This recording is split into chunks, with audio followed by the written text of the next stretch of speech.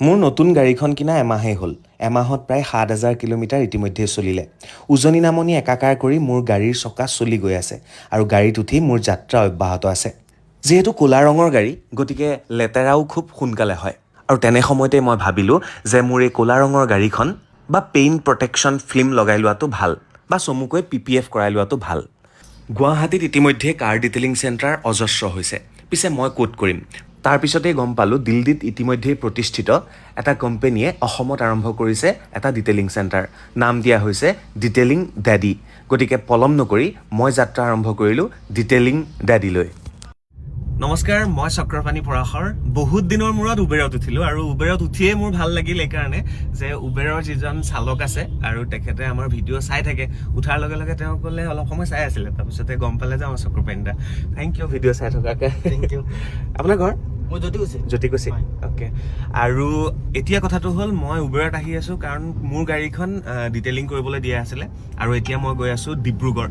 গতিকে ক'ত ডিটেইলিং কৰিব দিছোঁ, কি কাৰণে মই তাত দিবলগীয়া হ'ল ডিটেইলিং কৰিবলৈ, সকলোবিলাক ক'ম এই ভিডিঅ'টোত।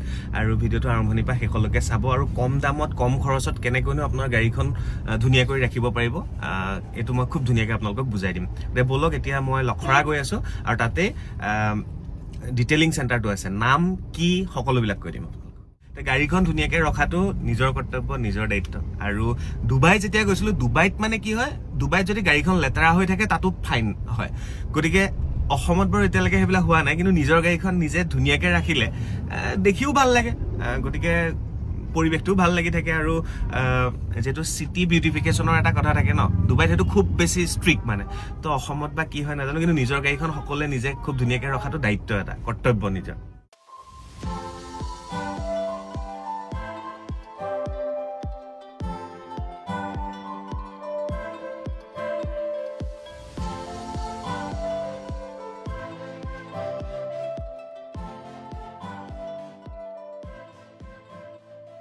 মই আহি পালোহি ডিটেইলিং ডেডিত। আৰু ডিটেইলিং ডেডি ক'ত আছে মই আপোনালোকক কৈ দিব বিচাৰিছোঁ। এইফালে খানাপাৰাৰ পৰা যদি আপোনালোক আহে তেতিয়াহ'লে ৰয়েল গ্ল'বেল ইউনিভাৰ্চিটি নাপাওঁতেই ডিটেইলিং ডেডি আপোনালোকে দেখা পাব। আৰু যদি আপোনালোকে জালুকবাৰীৰ ফালৰ পৰা আহে তেতিয়াহ'লে ৰাইট ছাইডে ৰয়েল গ্ল'বেল পাৰ হোৱাৰ পিছতে আপোনালোকে ডিটেইলিং ডেডি দেখা পাব। এতিয়া ডিটেইলিং ডেডিতে মোৰ গাড়ীখন আছে আৰু তাতেই মই ডিটেইলিং কৰিবলৈ দিছোঁ। আহক গাড়ীখন চাওঁ কেনেকুৱা হৈছে, কি কথা। আহক। ডিটেইলিং ডেডিৰ ভিতৰত মই সোমালোঁ আৰু খুব ধুনীয়া এটা ইণ্টেৰিয়ৰ তেওঁলোকৰ। আৰু মোৰ গাড়ীখন পিছফালে আছে, একেবাৰে জিলিকি আছে। আৰু মোৰ লগত আছে ডিটেইলিং ডেডিৰ স্বত্বাধিকাৰী ঋতু ৰয় চৌধুৰী, বা বৰ্তমান তেখেত বিবাহ হৈছে ঋতু কলিতা বুলি আপোনালোকে সম্বোধন কৰিব পাৰে। আৰু লগত আছে তেখেতৰ কন্যা সন্তান। নমস্কাৰ জনাইছোঁ বাইদেউ। নমস্কাৰ। প্ৰথম কথা, প্ৰতিষ্ঠানটোৰ নাম দিয়া হৈছে ডিটেইলিং ডেডি। ডেডি মানে হ'ল দেউতা, তাইৰ দেউতাকে কৰা। আৰু এটা কথা হ'ল, যেতিয়া ডেডি মানে দেউতাকে নিজৰ সন্তানক যিমান কেয়াৰ কৰে, অবভিয়াছলি কৰিব, মাকেও কৰিব। নামটো ডিটেইলিং ডেডি দিলে কেলে? একচুৱেলি এইটো ফ্ৰেঞ্চাইজি হয়, একচুৱেলি দেলহি বেছ কোম্পানী হয়। আৰু আমি ইয়াতে ফাৰ্ষ্ট নৰ্থ ইষ্টত আমাৰ ফাৰ্ষ্ট হয়, নৰ্থ ইষ্টত ফাৰ্ষ্ট হয় আমাৰ এইখন। আমি ষ্টাৰ্ট কৰিলোঁ, দেউতাকৰ গাড়ীৰ খুব চখ, সেইকাৰণে ভাবিলে আৰু যে এখন কৰা যাওক এই তাইৰ নামত। হয়। ডিটেইলিং ডেডি, অসমত বহুত এনেকুৱা ডিটেইলিং কোম্পানী আহিছে, কিন্তু মোৰ গাড়ীখন মই ইয়াত কিয় দিলোঁ মই আপোনালোকক ক'ম গোটেই কাহিনীখিনি। আৰু খুব ভাল লাগিল মোৰ, একদম সূক্ষ্মভাৱে তেওঁলোকে ডিটেইলিং কৰিছে, ক'তো খুটি নাটি একো নাই, আৰু সেইকাৰণে মোৰ ভাল লাগিলে। বাইদেউ, গোটেই বস্তুখিনি চোৱা চিতা আপুনি কৰে? মই একচুৱেলি বেবীৰ হোৱাৰ কাৰণে অকণমান দিগদাৰ হৈছে। হাজবেণ্ড চাই, ব্ৰাদাৰ ইন ল' আছে, ব্ৰাদাৰ ইন ল' চাই, তেওঁলোকে চাই নে। ডিটেইলিং ডেডি বেলেগ ডিটেইলিঙতকৈ বেলেগ কিয় বুলি ভাবে আপুনি? একচুৱেলি গোটেইখিনি আমাৰ প্ৰডাক্টখিনি হ'ল জাৰ্মান বেষ্ট গোটেইখিনি। চ' সেইখিনি মানে কোৱালিটিখিনি খুব ভাল কোৱালিটি হয়, একচুৱেলি জাৰ্মান বেষ্ট কোৱালিটি হয়। আৰু বাকীখিনি যিখিনি কৰা যায়, ষ্টাফখিনিও আমাৰ খুব ভাল, তেওঁলোকে খুব ধুনীয়াকৈ কৰে, গোটেইখিনি ডিটেইলকৈ কৰে। আচলতে ডিটেইলিঙৰ যিহেতু গোটেইখিনি ডিটেইল কৰে, সিহঁতে ভালকৈ কৰে। আৰু আপুনি মহিলা হিচাপে জড়িত হৈ গাড়ীৰ লগত, যিহেতু হাজবেণ্ডে ইমান ধুনীয়াকৈ গাড়ীৰ চখটো আছে, অলৰেডি আহি যায় নে হাজবেণ্ডৰ পৰা ৱাইফলৈ চখটো? আহিছে, চখটো আহিছে। সেইকাৰণে ময়ো মানে ইনডাইৰেক্টলি মানে আছোঁ, আৰু ডাইৰেক্টলি অকণমান ডাঙৰ হ'লে, বেবী ডাঙৰ হ'লে আকৌ ডাইৰেক্টলিও ময়ো সোমাম বুলি ভাবিছোঁ। আৰু প্ৰাইচখিনি অকণমান কথা পাতিম প্ৰাইচ বেলেগতকৈ অকণমান কম হয় মই গম পালোঁ অকণমান প্ৰাইচ বেলেগতকৈ কম হয় আৰু বিশেষ একো নাই ক'বলগীয়া মই খুব বেছি ভাল লাগিলে আৰু এইখন মোৰ গাড়ী আৰু এখন গাড়ী আহি আছে ছেইম গাড়ী মই মানে মোৰ লগৰ বন্ধুবিলাকক ক'লোঁ যে এনেকৈ মই ডিটেইলিং ডেডিত মই ডিটেইলিং কৰিছোঁ আহি পায়ে গ'লি সেইফালে দুজনমান আৰু মই এবাৰ শেহতীয়াকৈ দেখুৱাই দিছোঁ খুব বেছি ভাল লাগিলে আৰু মাজে মাজে মই ভিডিঅ' এটা আপোনালোকক দেখুৱাই আছোঁ সেই ভিডিঅ'টো কেনেকৈনো কৰিলে কি কৰিলে সেইখিনি আপোনালোকে গম পালে আৰু এড্ৰেছটো মই ইতিমধ্যে কৈ দিলোঁ যদি আপোনালোকে খানাপাৰাৰ পৰা আহে তেতিয়াহ'লে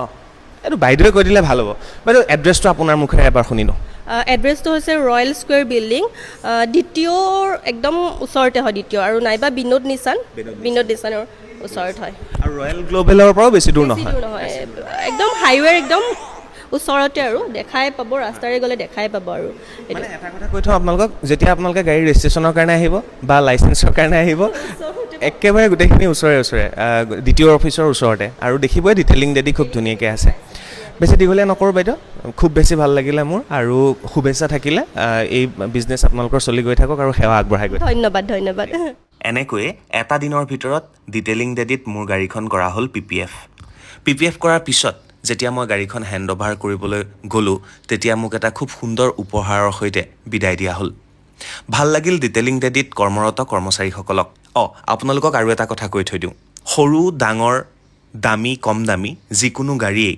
কৰা হয় ডিটেইলিং ডেডিত PPF বা ডিটেইলিং আপুনি ভাবিব নালাগে যে আপোনাৰ গাড়ীখন সৰু বা কম দামী যিকোনো গাড়ীয়েই আপুনি লৈ যাব পাৰে ডিটেইলিং ডেডিলৈ তেওঁলোকে কম খৰচত কম বাজেটত আপোনালোকক ধুনীয়াকৈ কৰি দিব ডিটেইলিং বা PPF এইদৰে সকলোবিলাক কাম শেষ কৰি মই যাত্ৰা আৰম্ভ কৰিবলৈ বিচাৰিলোঁ ডিব্ৰুগড়লৈ চাওকচোন যেতিয়া গাড়ীখন মই ডিটেইলিং ডেডিলৈ লৈ গৈছিলোঁ তেতিয়া গাড়ীখনৰ অৱস্থা কি আছিল আৰু এতিয়া ডিটেইলিং ডেডিৰ পৰা উলিয়াই অনাৰ সময়ত মোৰ গাড়ীখন চিকচিকাই আছে ধন্যবাদ ডিটেইলিং ডেডি